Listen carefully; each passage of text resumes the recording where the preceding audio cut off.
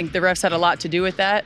It was a build-up for a couple of years now of them just not protecting, the star player of the WNBA. And so at the end of the day, I'm going to protect my teammates. That's what I do. And I'm a team player. So without a major suspension, I think she's going to have the highest percentage of fines to dollars possibly ever without getting suspended. What if the biggest controversy in the WNBA right now isn't happening on the court, but in the league office? What if the story isn't about who scored, who defended, or who hit the buzzer beater, but about a single player who dared to speak her mind and ended up paying the price in a way that says more about the league than about her? And it literally pisses me off when people are like, she's not the face of the league. Who would be? What? Sabrina? No. No, there's really good, well-known people in our league. I'm not discrediting them. We have a lot of badasses in our league. Yeah. Hell yeah to that. I'm all for that. But when people try to argue that she's not the face of our league, Yeah. or our league would Stay be with where... me, because this one's not just about Sophie Cunningham's fines. It's about what those fines really mean, how they've set off a chain reaction the WNBA didn't see coming, and why the entire league might be facing its biggest credibility test yet.so. Let's start with what everyone thinks they know. The expectation is that professional athletes should be held accountable for their words. If you trash talk the referees, there should be consequences, right? That's how it works in sports. You keep it professional, you don't undermine the officials, and if you cross the line, the league slaps you with a fine. That's the common belief. But here's the reality, and it's a messy one. Sophie Cunningham didn't just break some sacred code of silence. She exposed a double standard that's been simmering beneath the WNBA for years. And instead of shutting her down, the league's response may have just blown the lid off Pandora's box. Let me give you proof. For fines in a single season. Not one, not two, 4. Sophie Cunningham, one of the rising stars in women's basketball, has managed to rack up a penalty sheet that would make a repeat offender in the NBA blush. But here's the kicker. She's not throwing elbows. She's not racking up technical fouls for fighting. She's not even getting tossed from games. She's getting fined for talking, for voicing the exact frustrations that fans, players, and even commentators shout every single week. First, it was a TikTok where she called referees useless after a night filled with what everyone watching thought were questionable calls. That cost her $500. Then she doubled down on her podcast, explaining that officiating isn't just about mistakes. It's about a lack of consistency that's hurting the game. That podcast episode, another $1,500 down the drain. $2,000 in fines for speaking her mind. Now here's where it gets interesting. Instead of making her back off, the fines lit a fire.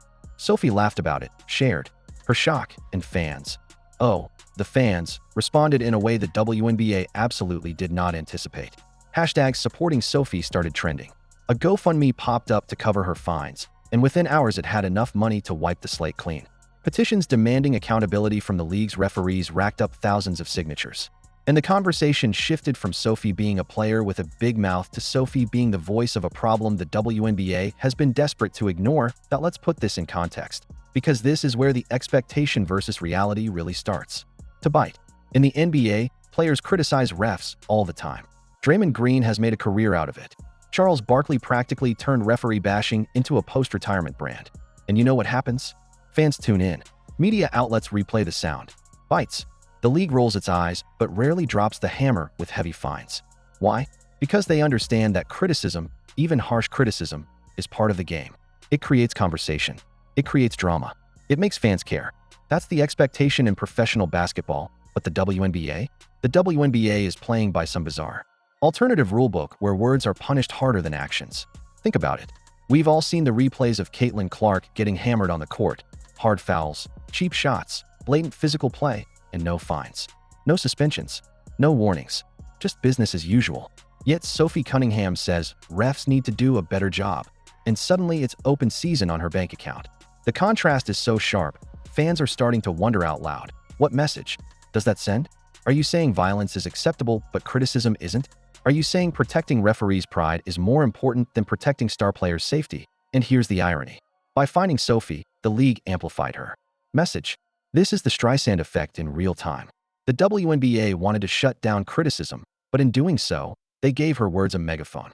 Suddenly, this isn't just about Sophie Cunningham's TikTok.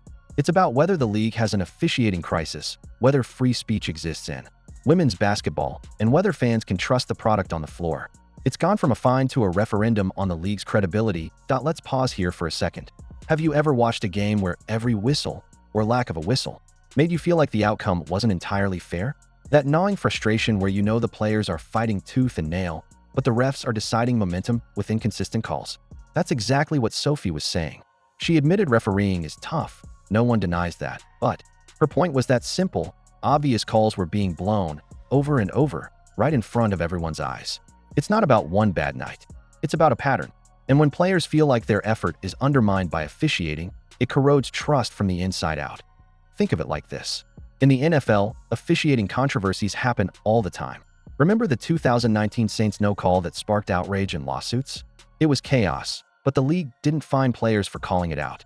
They investigated, they explained, they even changed rules. Accountability became part of the story. Fans might not have liked the calls, but at least they felt their anger was recognized. Compare that to the WNBA right now. Instead of addressing fans' frustrations, the league seems intent on silencing them. Instead of acknowledging officiating inconsistency, they're punishing the people bold enough to say it out loud. That's not just tone deaf, it's alienating the very people who care most about the game. And here's where the reality is worse than anyone expected. Every time Sophie speaks, the league's response makes her bigger. Every time she gets fined, her supporters multiply. She's become a symbol not of rebellion, but of honesty. She's saying what everyone else whispers, and that's powerful. The WNBA can't put that genie back in the bottle. The GoFundMes, the petitions, the trending hashtags, they're all proof that the league is fighting the wrong battle. They're trying to protect the image of the officials, but in doing so, they're tearing down the image of the league itself. Now, let me give you a glimpse of the bigger picture, because this story is about more than Sophie Cunningham. It's about the dangerous gap between perception and reality. On paper, the WNBA should be growing faster than ever. Rising stars like Caitlin Clark, passionate fan bases, games getting more TV time. It's all there. The expectation is that this league is on the rise. But reality? The reality is that officiating controversies and heavy-handed punishments are dragging it down. Fans aren't just entertained by the game. They need to believe it's fair. They need to trust that what they're watching isn't tilted by inconsistent referees or by a league office more focused on silencing criticism than fixing problems. Without that trust, growth stalls. And this isn't just theory. Studies show that bad officiating doesn't just ruin games, it ruins leagues. Fans disengage. Players hold back. Media coverage turns negative. Credibility evaporates. That's the risk the WNBA is staring at right now, and Sophie Cunningham's fines are just the spark that lit the flame. So what happens next? That's the cliffhanger here. Does the WNBA double down, keep punishing players, and watch the criticism get louder? Or do they pivot, acknowledge the problem, and finally address the elephant in the room? Officiating consistency? One path fuels growth, the other fuels resentment. And the clock is ticking. Let me leave you with this. Sophie Cunningham didn't ask to be a martyr for fair play. She just wanted refs to call the game right. But because the league punished her words instead of addressing her point, she's become the face of a much larger conversation. And here's the irony of ironies. In trying to fine her into silence, the WNBA may have accidentally given her the loudest microphone of all. Now, if you've stuck with me this far, you clearly care about the game, about fairness, and about stories that pull back the curtain on what's really happening. And if that's you, here's the simple truth. The more people hear these stories, the harder they are to ignore. So if you want the league to keep feeling this pressure, if you want conversations like this one to keep happening, then make sure you're part of the movement that spreads them. Share this, stick around for the next one, and remember, sometimes, the biggest plays don't happen on the court. They happen when someone speaks up, gets fined, and refuses to stay quiet.